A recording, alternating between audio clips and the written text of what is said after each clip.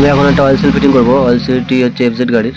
প্রথমে পরিষ্কার করে মুছে নিতে হবে। মুছে নেওয়ার পরে অয়েল সিলের যে গাড়িটি থাকে ওটা ভিতরে ঢুকিয়ে ভালো করে ফিটিং করে নিতে হবে। ফিটিং করে নেওয়ার পরে এখানে কিন্তু নতুন যে অয়েল সিলটা আছে সেটা লাগিয়ে দিতে হবে। এটা এইভাবে ঢুকিয়ে দেবো। ঢুকিয়ে দেওয়ার পরে এতে একটু গ্রিস লাগিয়ে নিলে ভালো হবে, তাহলে অয়েল সিলটা কিন্তু ভালোভাবে ঢুকে যাবে। তারপর পুরোনো অয়েল সিলটা দেওয়া হবে। পুরোনো অয়েল সিলটা দেওয়ার পরে অয়েল সিল ফিটিং করে যে রেঞ্জটা দিয়ে সেটা দিয়ে বাড়ি মারলে অয়েল সিলটা ফিটিং হয়ে যাবে, আর পুরোনোটা কিন্তু বের করে নিতে হবে। এরপরে এই যে অয়েল সিল লকটা থাকে এটা কিন্তু একটা খারাপ হয়ে গেছে, তাই আমি এখানে সাইকেলের স্পোক দিয়ে কিন্তু একটা বানিয়ে নেবো। দেখে নাও কীভাবে বানিয়ে নিচ্ছি। এটা অরিজিনাল যেটা ছিল সেটা কিন্তু খারাপ হয়ে গেছে বলে আমি সাইকেল স্পোক দিয়ে এটা বানিয়ে নিচ্ছি। এটা আমার বানানো হয়ে গেছে। এটা দেখো এবার কত সুন্দর ফিটিং হয়ে যাচ্ছে।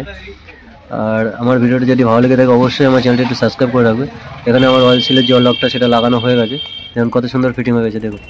এবার আমি ডাস্ট গার্ড যেটা থাকে অয়েল সিলের উপরে ডাস্টকে কভার করে সেটা একটু ফিটিং করে দেবো। তো আমার আরেকটি দেখুন সুন্দরভাবে ফিটিং হয়ে গেছে। তো দেখুন অনুরূপভাবে আরেকটিও যে অয়েল সিল লকটি আছে সেটা। আমার এই ভিডিওটি কেমন লাগলো তোমরা অবশ্যই আমাকে কমেন্ট করে জানাবে।